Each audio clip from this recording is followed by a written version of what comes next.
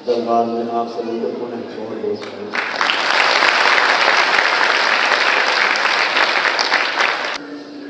जिन्होंने आज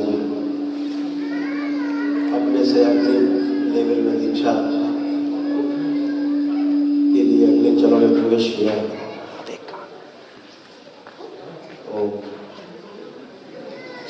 उन सभी को आप सभी को बहुत बहुत बधाई।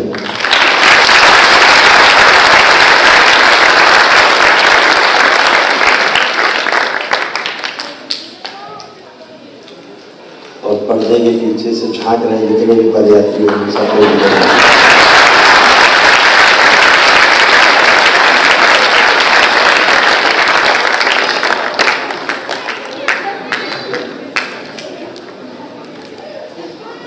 कभी पद यात्रा करके जो आए उनको यहाँ बैठने का मौका मिलेगा।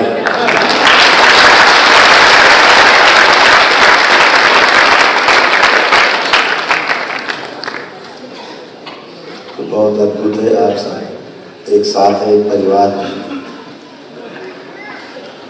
बहुत बातें आपसे हो चुकी हैं, अब बातें नहीं, अब करके दिखाने का समय आ रहा है लोगों को।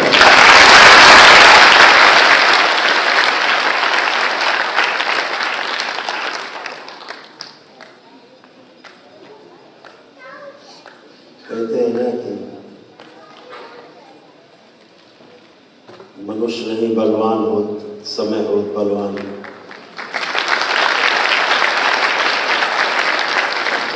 एक दिन रह गए स्वागत करने के, तुम्हारे बहुत तो स्वागत। हाँ बहुत स्वागत, आओ बहुत स्वागत। इसको क्लोजअप कर, ये तो नहीं गए बता रहे थे दूर ये भी पदयात्री है। और मजे की बात है, इनको डबल पुण्य मिला है। पता है कैसे?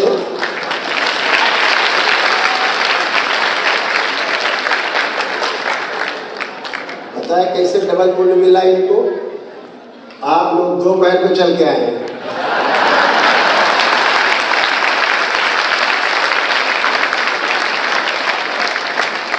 भैरव जी की सवारी है, 4 पैरों चलते हैं तो डबल पुण्य हो गया इनका।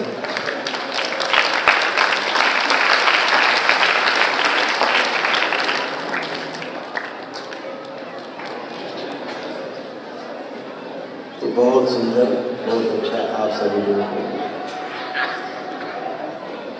जो आप लोगों ने इस शरीर यात्रा में चुनाव किया है कि हमें तंत्र को समझना है।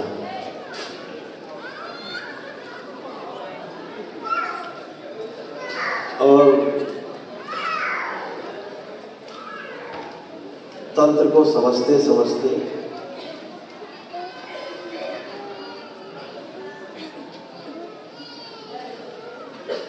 जो अपने को पूरा समझ जाएगा वो समझो पूरी सृष्टि को समझ जाएगा।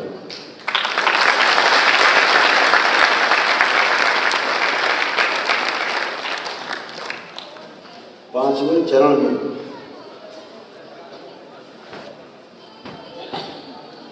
तंत्र दीक्षा का जो 5वां चरण शुरू होगा वो भगवान भोलेनाथ की नगरी काशी से।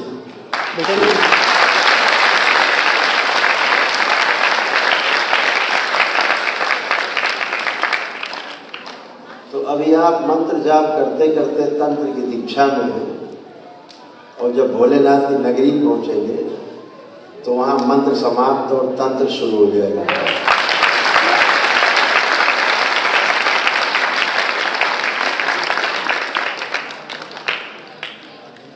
तंत्र के 5वें लेवल की जो दीक्षा है वो तो मंत्रों से है, लेकिन उसके आगे की जितनी दीक्षा है वो सब साधना पे आधारित है।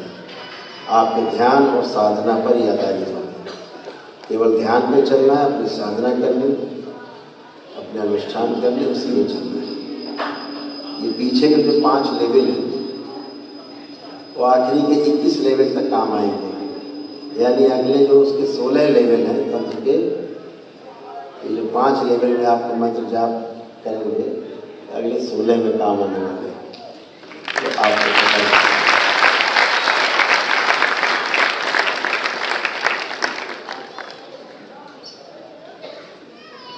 उसके आगे से फिर आपको नए मंत्र नहीं मिलेंगे, फिर सिर्फ मिलेगा अनुभव, केवल अनुभव।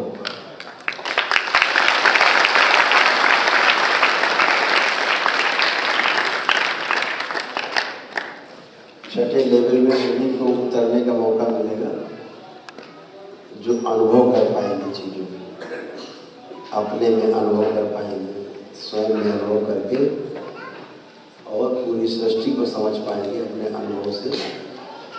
उनको आगे की यात्रा का मौका मिलेगा।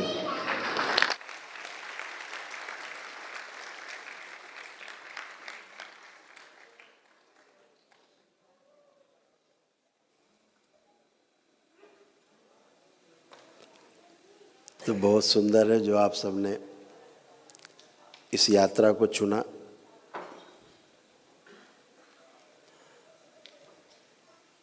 जो आप बहुत जल्दी जल्दी करके आगे बढ़ रहे हैं, इसे समझने में हमें 30 साल लगे।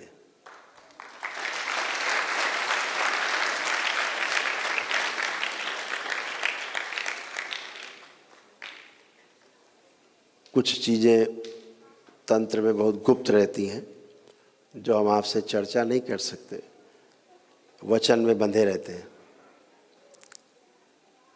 बस इतना समझ लीजिए कि 30 साल में जो हम समझ पाए उसे आप प्रयास करके 30 महीने में समझ सकते हैं।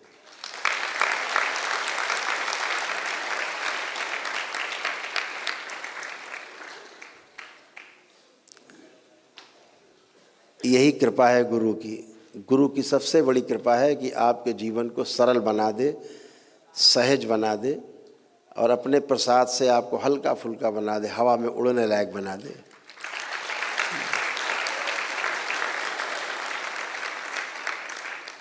तो गुरु खुद तो गरु रहता है। गरु माने गांव की भाषा में कहते हैं वजनदार है, कहते बहुत गरु है, उठ नहीं रहा है, लेकिन शिष्य को अपने हल्का बना देता है।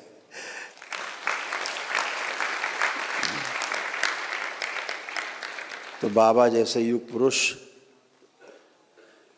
उनके जैसे पूर्ण गुरु खुद केंद्र पर हैं, गुरु हैं। गुरु का अर्थ केंद्र है, गुरु अर्थात केंद्र।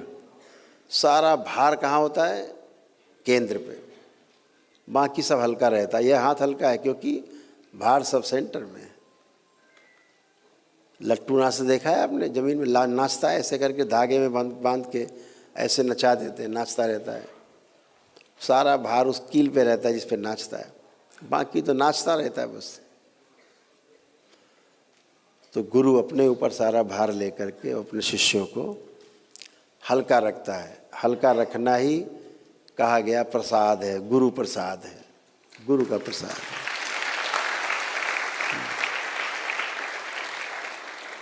प्रसाद का अर्थ होता है हल्का, हल्का करने वाला। गुरु का अर्थ होता है भारी। भारी रहते हुए भी शिष्यों को हल्का रखे।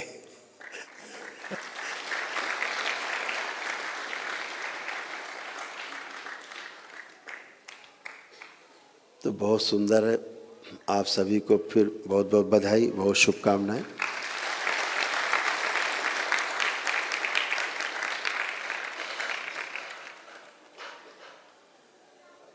जीवन में बस एक बात याद रखनी, जिन्होंने तंत्र दीक्षा में आज पहली बार प्रवेश लिया है, पहले चरण में, खास तौर से उनसे मेरा कहना है, बाकी तो सबसे बात हो चुकी पहले चरण में, फिर भी बात तो सभी के लिए है। हमेशा एक बात का ध्यान रखना है कि प्रकृति में जितनी व्यवस्था है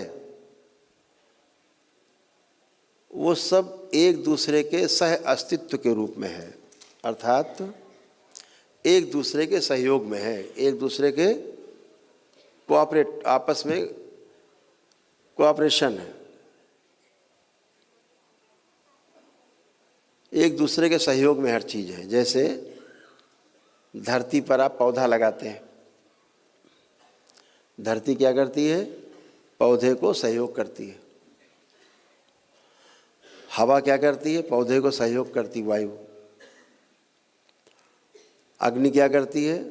सूर्य की गर्मी पौधे को सहयोग करती है। यही काम जल का है। जो धरती में जल है, वायुमंडल में जल है, इस हवा में भी जल है, नमी है, वो भी हवा भी सहयोग करती है। आकाश तत्व भी सहयोग करता है। पांचों तत्व मिलकर के एक पौधे का निर्माण करते हैं। और ये जो पौधा है जब बड़ा होता है थोड़ा, इससे पत्ते झड़ते हैं, कभी डाल टूटती है, कभी फल गिरते हैं नीचे, फूल गिरते हैं नीचे। तो वहाँ जो धरती है आसपास की, उसको और वो उर्वरक बना देता है, मजबूत बना देता है, ऊर्जावान बना देता है धरती को, वही पौधा वृक्ष बन के। और उसके नीचे तमाम जीव जंतु पलते हैं, छोटे छोटे, जिन्हें आप आँखों से देख भी नहीं पाते। पेड़ के आसपास, पेड़ के नीचे सब पलते हैं, पेड़ में पलते हैं।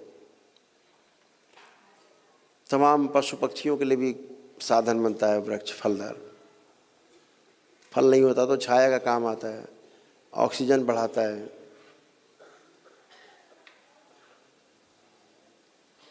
तो वृक्ष ने क्या किया? धरती को मजबूत बनाया, उर्वरक बनाया, उपजाऊ बनाया। और धरती क्या कर रही? जितनी उपजाऊ होती जा रही, फिर से पौधे को जड़ों में दे रही ताकत, पौधा और मजबूत होता जा रहा है। जितना पौधा मजबूत हो रहा है, धरती मजबूत कर रही है, उतना ही पौधा जो पेड़ है वृक्ष बन के धरती को जो है उर्वरक बना रहा है, उपजाऊ बना रहा है, मजबूत बना रहा है।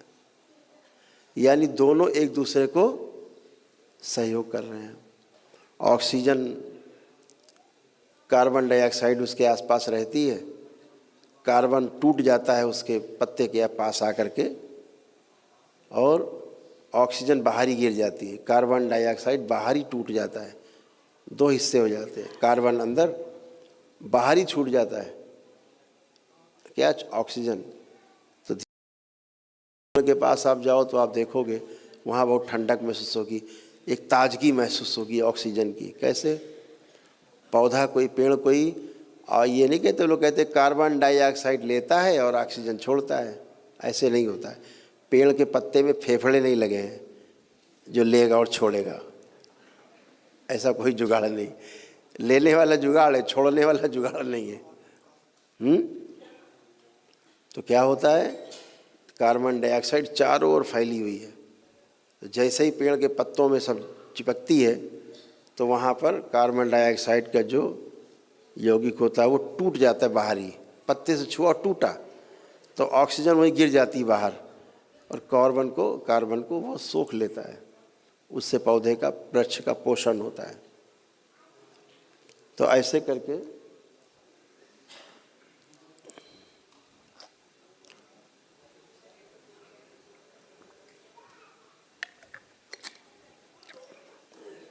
करके एक दूसरे का सहयोग कर रहे हैं। यानी ऑक्सीजन, वायुमंडल को भी ठीक कर रहा है पौधा।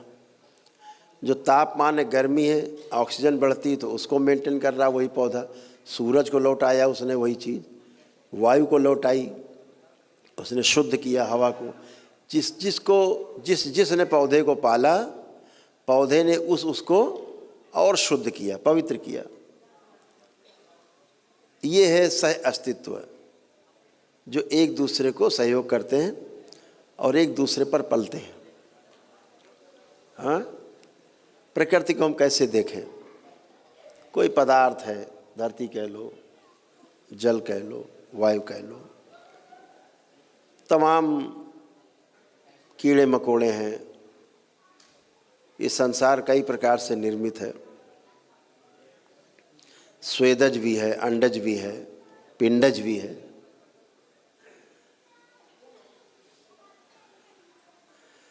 तो ये जो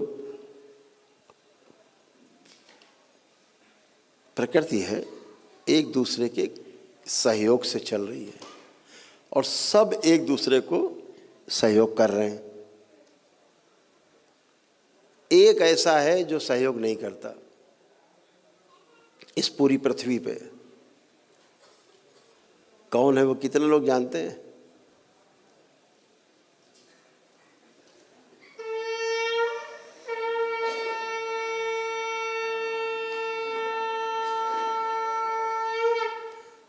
ये जो बजा रहे हैं ये सहयोग नहीं करते।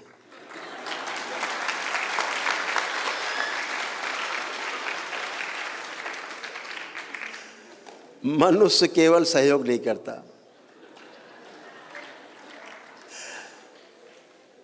आदमी क्या कर रहा है? पहाड़ खोद रहा है, तोड़ रहा है। बताओ तुम्हें पहाड़ तोड़ने की क्या जरूरत है भाई? क्या बिगाड़ा उस पहाड़ ने? हैं? पहाड़ तोड़ रहे हैं, पेड़ काटे डाल रहे हैं, जंगल के जंगल काटे डाल रहे हैं, धरती खोद के कोयला निकाले डाल रहे हैं, छेद कर करके धरती से जगह जगह से पानी निकाले डाल रहे हैं। रेगिस्तान में और तमाम समुद्र में तमाम जगह जा जा के खोद खोद के छेद कर करके तेल निकाले डाल रहे हैं। भैया क्या बिगाड़ा इन लोगों ने आपका? तो ये नष्ट करने पे तुले,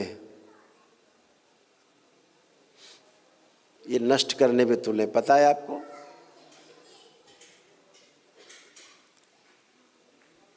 और ये जो लोग नष्ट कर रहे हैं ये कोई रिक्शे खोमचे वाले ठेली वाले लोग नहीं हैं, गैर पढ़े लिखे लोग नहीं हैं। ये वो लोग हैं जो ज़्यादा पढ़ लिख गए हैं।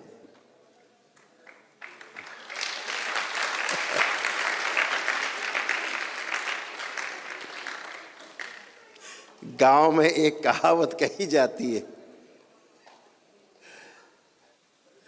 एक गांव में कहावत कहते हैं हम लोगों के यहाँ सब जगह कि थोड़ा पढ़े तो हर से जाए। मतलब हल चलाने, पिता हल चला रहा, लड़का चारपाई बैठा है, अपने थोड़ा बहुत पढ़ लिए हैं, अपना पढ़े हैं, अपना मोबाइल चला रहे हैं। पिताजी चलाओ खेत, करो हल चलाओ, कुछ भी करो, धूप में जाओ, फसल काटो चाहे बो। अपने तो थोड़ा पढ़ गए हैं, अभी हमारे लायक काम बचा नहीं, बहुत छोटा काम है खेती। तो थोड़ा पढ़े तो हल से जाए, थोड़ा माँ बाप ने पढ़ा दिया तो हल से चले गए, खेती भी छूट गई। और ज़्यादा पढ़े तो घर से जाए। अब ज़्यादा पढ़ गए तो गांव घर मोहल्ला छूट गया, दूसरे ज़िले में पहुंच गए, दूसरे प्रदेश में पहुंच गए, मौका लगा तो विदेश पहुंच गए। अब जाओ, घर वाले सब भाड़ में जाओ, अपने तो विदेश से पहुंच गए। तो थोड़ा पढ़े तो हर से जाए और ज़्यादा पढ़े तो घर से जाए, ऐसा हो गया।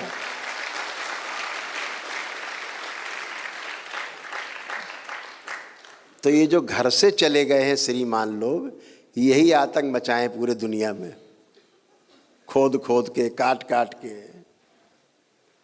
बाबा कहते थे कि इस धरती पे एक कौम है, एक कौम ऐसी है अगर उसको हटा दो तो धरती सुरक्षित हो जाए। तो हमने पूछा बाबा ऐसी कौन सी कौम है भाई? क्योंकि बाबा तो कभी जात पात की बात करते नहीं थे। तो हमने पूछा भी कौन सी कौम है? बोले इंजीनियर।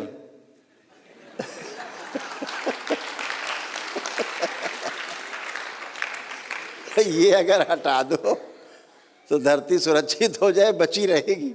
रही सब काट पीट के पता नहीं किसका क्या बना देंगे। अभी तो बड़े लंबे लंबे किस्से हो रहे हैं, पता है? हमें भी नहीं पता था, हमको तो अभी पता लगा है, लेटेस्ट जानकारी। हमने कहा आपको बता देने की रह जाएगी।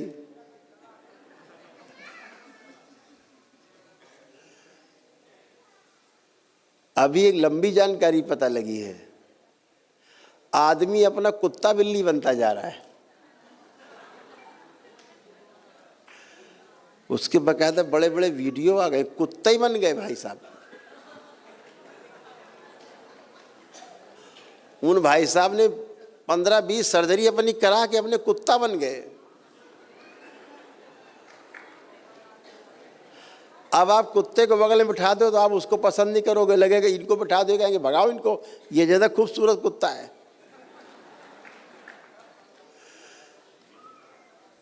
और एक और मुकदमा करवा लो अगर उनको कुत्ता बोल दिया आपने, बन गए कुत्ता जी। और उनको अगर कह दो कुत्ता बड़ा सुंदर, तो मुकदमा एक ऊपर आपके तुरंत लग जाएगा। कुत्ता कैसे कहा? अरे भैया कुत्ता तो बन के बैठे हो तुम यार, अब तुम्हें और क्या कहेगा आदमी, बिल्ली थोड़ा कहेगा, कुत्ता ही बन गए।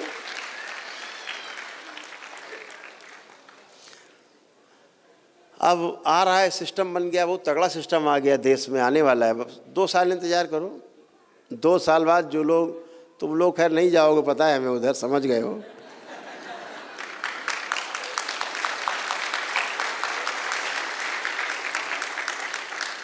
तुम लोग तो निकल आए हो बाहर। अदरवाइज सिस्टम ऐसे आने जा रहा है कि आप लड़की हैं अगर, तो 2-4 साल के लड़का बन सकते हैं।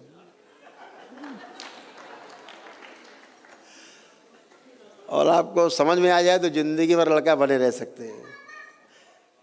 लड़की लड़का बन सकता है, लड़का लड़की बन सकता है। 2-4 साल बाद अगर मन ना उचट जाए तो फिर से लड़की लड़का बन जाओ।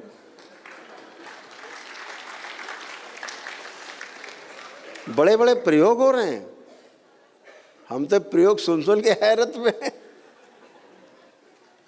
इतने खतरनाक प्रयोग हो रहे हैं। और तुर्रे की बात यह, जो लड़की से लड़का बन गया है, अगर उसको बहन जी बोल दो तो मुकदमा हो जाएगा पट से आपके ऊपर। कहेगा आपने मेरी भावनाओं को आहत कर दिया। अद्भुत खेल चल रहा है भाई। आप कुत्ता बन जाओ, बिल्ली बन जाओ, पता नहीं क्या क्या बने जा रहे हैं लोग। और वाकई में हमने तो वीडियो देखा तो हम तो सोचा कि वाकई में कुत्ता है।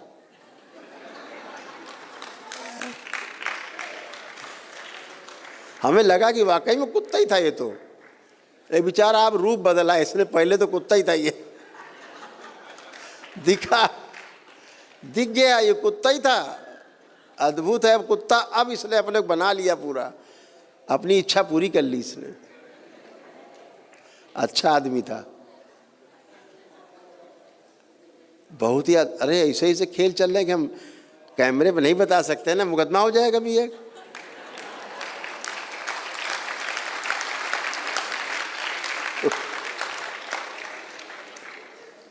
बड़ा मुश्किल का काम है, बहुत ही मुश्किल है। अभी एक साहब आ गए थे, बोलेंगे नहीं मुकदमा हो जाएगा। तो हमने उनसे, भैया एक कम कर लो। बोले नहीं हम तो यही रहेंगे। हम भैया एक कम कर लो, माँ रो रही तुम्हारी नहीं। और बड़ा बवाल मचाया उसने बाद में, हमसे कैसे कह दिया कि ये बन जाओ, हम तो यही रहना चाहते, ऐसे कैसे कह दिया। मैंने कहा भैया तुम ऐसे नहीं, तुम वैसे हो जाओ, जाओ।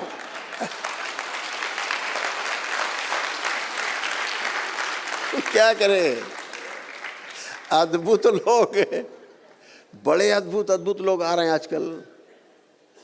अरे स्मृतियाँ ये तो समझ में आती हैं कि बच्चे हैं, लड़की हैं तो फील नहीं कर पाते कि हम लड़की हैं, वो तो स्मृतियाँ हैं। चलो शरीर तो सुरक्षित है, लेकिन भाई लोग तो कांटे पीटे डाल रहे हैं, शरीर है अपना पूरा। अद्भुत काम कर रहे हैं। तो बड़ी स्कीमें चल रही हैं। शुरुआत में महंगा है, थोड़ा ठहर के कराएं जो कराएं। शुरू में मोबाइल महंगा आता है, बाद में वही मोबाइल बहुत सस्ता हो जाता है। तो बहुत अजीब अजीब खेल चल रहे हैं, सब मन के खेल हैं। मानसिक रूप से बीमार हैं।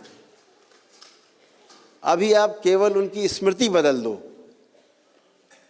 तो उनसे कहो भैया कुत्ता बनोगे, तो मार मार के कुत्ता बना देगा। हम काहे बने कुत्ता बिल्ली। स्मृति है, केवल स्मृति हटा दो। आप देखते हो दरबार में तमाम सेना के भी लोग आते हैं, सेना के जवान आते हैं जो ड्यूटी कर रहे हैं।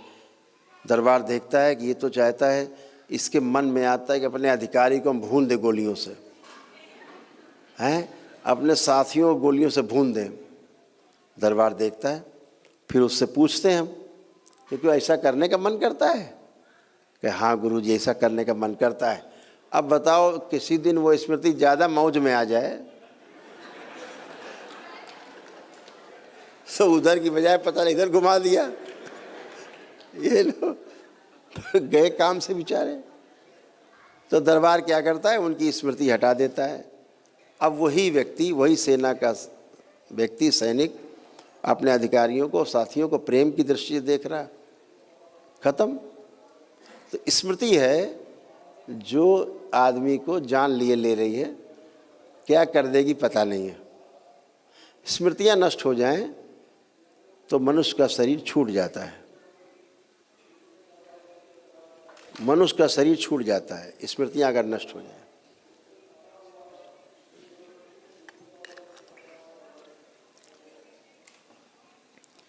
स्मृति का ही खेल है। इस जीवन काल में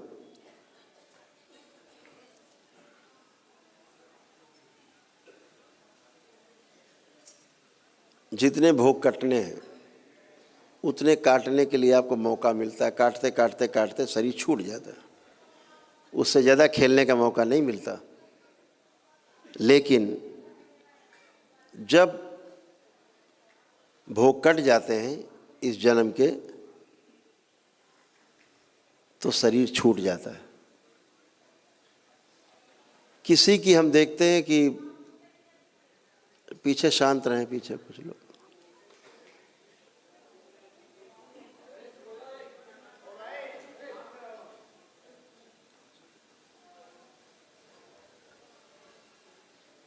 कभी कभी आप लोग कहते हो गुरुजी अस्पताल में ये व्यक्ति भर्ती है, इसकी मदद कर दीजिए। कभी कभी हम मना कर देते हैं, कभी कभी 100 में 1-2 केस वो इसकी मदद नहीं कर पाएंगे। क्यों नहीं कर पाते? पहली बात, वो दरबार से जुड़ा नहीं होता है और दिख ये रहा होता है कि अगर हमने इसकी मदद कर दी, इसके जो कष्ट हैं, कहते इसका कष्ट हटा दीजिए, और वो तो उसके भोग, कर्म भोग है और उसका अंतिम समय भी लगभग आसपास है, महीने 2 महीने का। उस समय अगर उसके हम वो कर्म भोग यानी वो स्मृतियाँ बची हुई काट दें तो उसकी मृत्यु हो जाएगी। कैसे? इस धरती पर जितने उतने उतने काटने के अंत पे है। अंत और बचे हुए हम तुरंत और काट दें तो हरिहर। क्यों हरिहर? ऊर्जा उस जैसे आप ऊर्जा का भंडार लेके घूमते हो, विराट ऊर्जा का भंडार आपके पास है, सभी के पास, ऐसे ऊर्जा नहीं होती। तो अगर वो स्मृतियां काट दी जाएं बची हुई तो आदमी की मृत्यु हो जाएगी। ध्यान साधना में क्या होता है, आप अपने एक एक करके कर्म भोग काटते जाते हैं, एक एक करके काटते जाते हैं, काटते जाते हैं, काटते जाते हैं। आखिरी कर्म भोग जब बचता है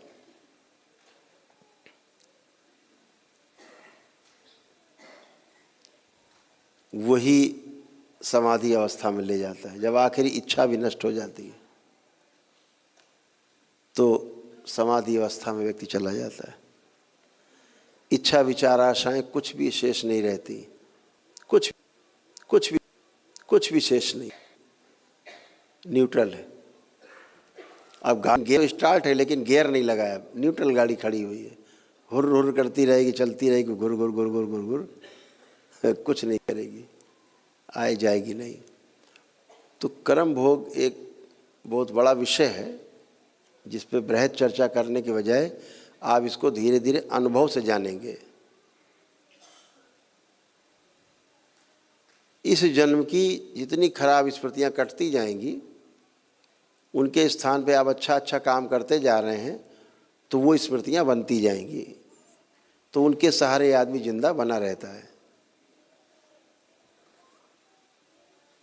तो आप जब ध्यान साधना करते हो तो तमाम प्रकार की जो खराब आपकी स्मृतियां हैं वो सब नष्ट होती जाती हैं, रोगी स्मृतियां, नकारात्मक स्मृतियां सब नष्ट होती रहती हैं और आपको स्वास्थ्य लाभ होता है।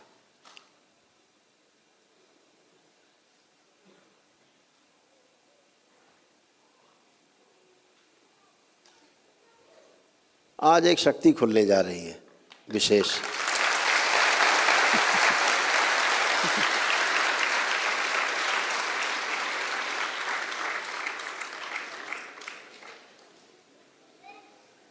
आज एक विशेष शक्ति खुलने जा रही है।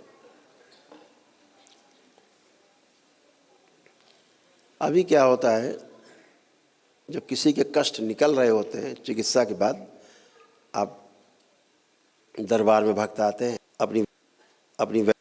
अपनी वैदिक प्रक्रिया निकलते हैं तो उनके कष्ट निकलने शुरू होते हैं, यानी भोग कटने, स्मृतियाँ कटनी शुरू होती हैं। तो कटती, मान लो कैंसर है, तो कैंसर जब निकल रहा होता है तो कष्ट होता है।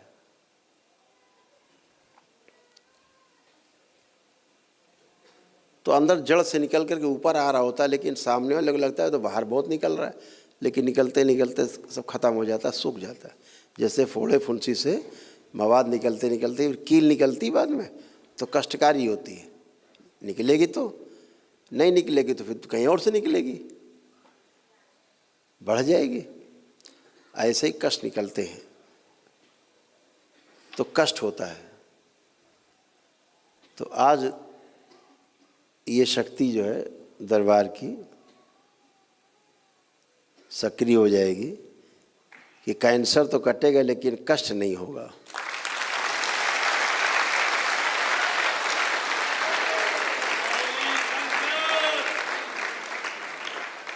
कष्ट नहीं होगा। भोग तो कटेंगे लेकिन कष्ट नहीं होगा।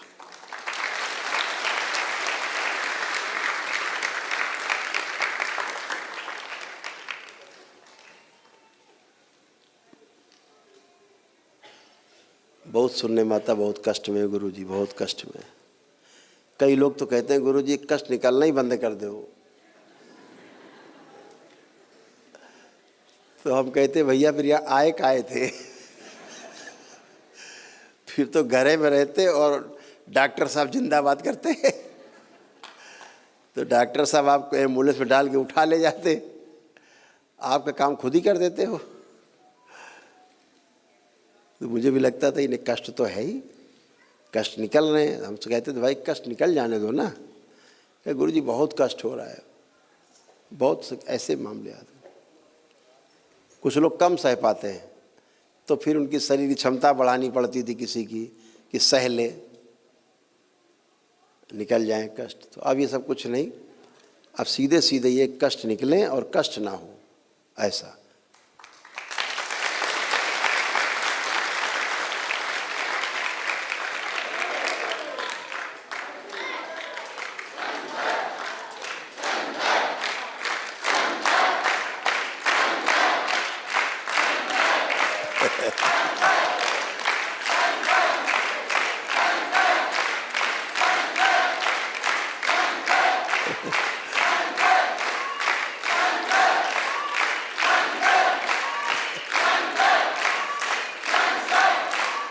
बोलिए सद्गुरुदेव भगवान की।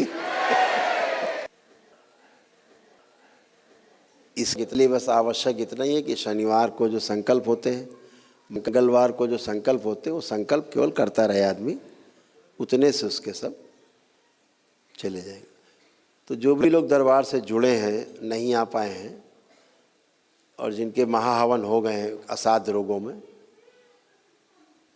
एक दिवसीय अनुष्ठान किया है या एक दिवसीय अनुष्ठान का पुण्य मिला है दरबार की ओर से, पदयात्रा की किसी ने, ये दरबार ने अपनी तरफ से किसी को दिया है विशेष परिस्थिति में एक दिवसीय हवन का पुण्य, तो वो अपना महाहवन जरूर कर ले।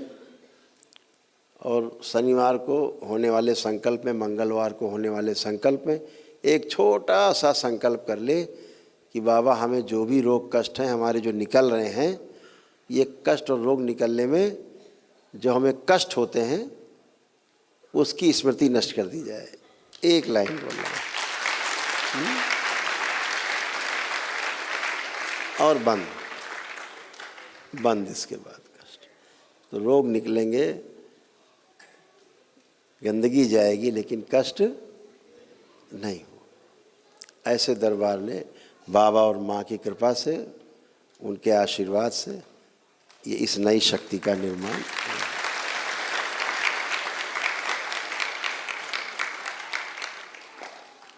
शक्तियाँ तो हर रोज़ खुलती रहती हैं, अपने अपने अनुसार जो आवश्यकता पड़ती खुल जाती है, लेकिन कुछ विशेष कारण रहते हैं जब विशेष रूप से शक्तियाँ बनाई जाती हैं, उसको दरबार बनाता है। सूक्ष्म जगत में बैठे लोग उसको बनाते हैं, उनकी कृपा से, गुरुओं के आशीर्वाद से, देवी देवताओं के सहयोग से और गुरु कृपा से भगवान भोलेनाथ और माता कामाख्या के संरक्षण में ये सब शक्तियाँ बनती हैं मानव जाति के लिए, विशेष संकल्प से बनती हैं। तो जब बाबा इच्छा करते हैं, माँ इच्छा करते हैं, तो वैसी शक्तियाँ बन जाती हैं। तो बन गई है, वो सक्रिय हो जाएगी।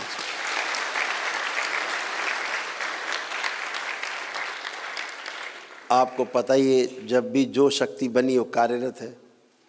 पहले दिन से लेके आज तक जो शक्ति बनती गई वो सक्रिय होती गई, वही होता गया, वही होता गया। जो शक्ति खुलती गई वही होता गया। तो ये भी हो गया। ऐसे ही आपके ध्यान साधना अच्छे से हो सके, आपको 84 लाख योनियों के बंधन से मुक्ति मिले, आप स्वयं को समझ पाएं, जान पाएं, इस सूक्ष्म जगत में, उसके दरबार ने बहुत सरल सरल शक्तियां आप सबके लिए बनाई हैं। जब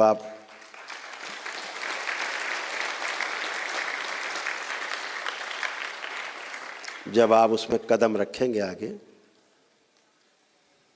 तो आपको खुद ही अनुभव होगा उन चीज़ों का। अभी आपको थोड़ा थोड़ा अनुभव होता है, वो जप की शक्ति से है। अभी आपका तप शुरू होगा 5वें लेवल के बाद पहुंच करके, जब तप शुरू होगा ध्यान साधना से, तो फिर वो आपके काम आएंगी सारी शक्तियाँ।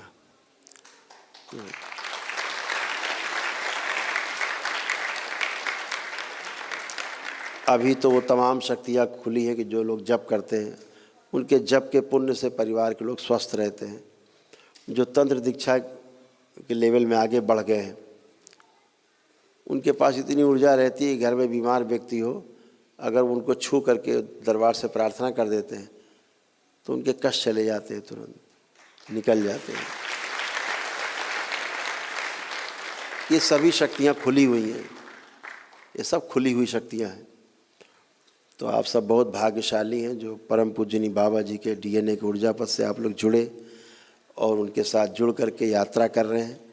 और ये यात्रा आपकी सफल हो, यही मंगल कामनाएं आप सबके साथ, शुभकामनाएं। जय जय राधा रमन हरि बोल।